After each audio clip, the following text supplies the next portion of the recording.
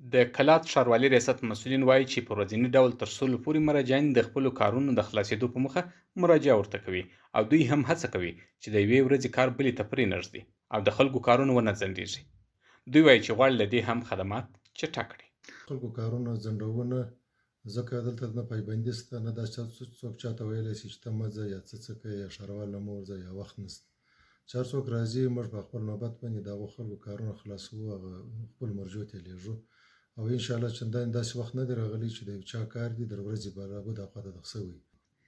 په ورته وخت کې عام مراجعین هم د ښاروالي ریاست له کړنو خوښ برېښي. څو تنه د خپلو کارونو د بشپړېدو په موخه ښاروالي ریاست ته راغلي دي.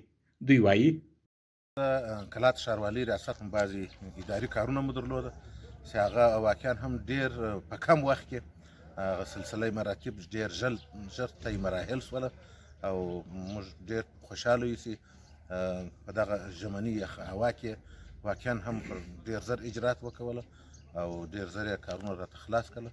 نو موږ راضي یو د دوی له کړنو څخه. زه ښایستپا د ولسوالۍ د زابل د ولایت د حاجي ګلان اکا د کلي اوسېدونکی یم.